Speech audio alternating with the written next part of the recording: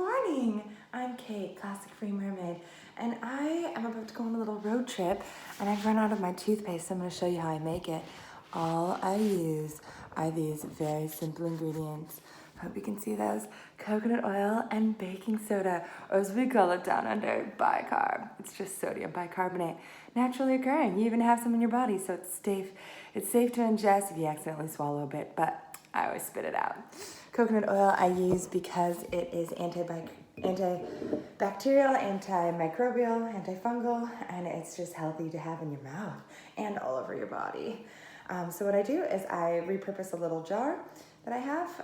You've got 1 tablespoon of coconut oil to 1 tablespoon of bicarb. And that is it. So I've dumped both of those ingredients in, and that's all we do. The bicarb actually acts as the abrasive. So the coconut oil is binding together our toothpaste, and then the bicarb is the abrasive. So then you just give that a mix up. If you want to heat it up so that it's easier to mix, that's totally an option. And why I love this recipe is because it's so easy and cheap. You probably already have these ingredients at home. If the bicarb feels too abrasive on your teeth, you can use a clay, like a white clay, like bentonite clay, which is activated, so you don't want to use metal when stirring that because it deactivates the clay. The clay is going to draw toxins out of your mouth, and then you spit those out. It's really awesome. It's great for face masks as well. So when you're making your toothpaste with your clay, get yourself a face mask as well. You can also use bicarb for face masks and little acne spot treatments. And then you moisturize after with some coconut oil. The great thing about quitting plastics is all we need is already in the kitchen pretty much, and it's just really simple and easy.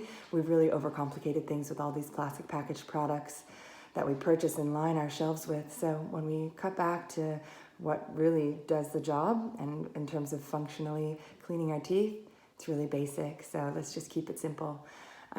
If you want to make this experience a little bit more similar to the sudsy, minty toothpaste experience that we're used to, squeezing out of the tube onto the toothbrush, you can add some peppermint oil to make the mouth experience a little bit mintier and fresher. Totally up to you.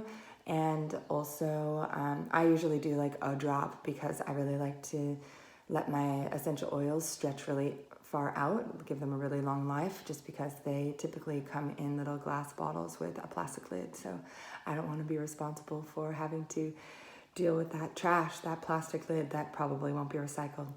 Because most black plastic can't be recycled because the black plastic lid isn't picked up by the optical sensors on the conveyor belt at the recycling center or the materials recovery facility. So fascinating, I know. So I hope you're inspired to make your own toothpaste. Again, as we do these things, as we quit plastics and go back to nature and how it used to be instead of all of these plastic packages that can never be recycled that are piling up, not just in our environments, but in environments around the world where we're shipping away our plastic and our trash to communities, mostly in Southeast Asia. That's not fair. It's not fair to them that our trash is now poisoning their rivers and their communities and their soil, and that they're having to burn it and inhale those toxic fumes. And we're also finding that there are a lot of chemicals in these toothpaste and shampoos and different things that we use on a daily basis that aren't good for us either.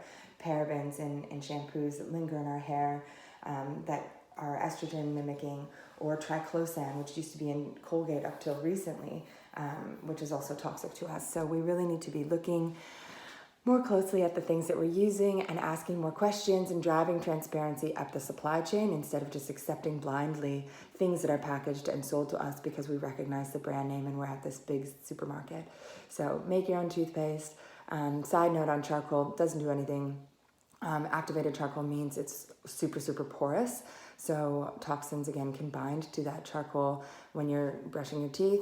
So you can spit out toxins or chemicals or any nasties in your mouth that the charcoal binds to, but the clay can do that as well. And I just like to say that because it doesn't whiten your teeth and it actually makes such a mess. So if you want to avoid putting charcoal in your toothpaste, I support that.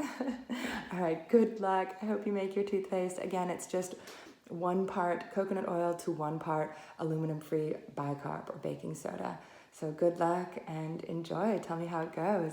And again, we're adjusting our expectations, so it's not going to be the same experience as normal toothpaste, but that's what we're doing. We're taking on living a little bit differently. We're taking on this more natural, simple lifestyle for the planet, for our health, and for the health of our environment, which we depend on to survive.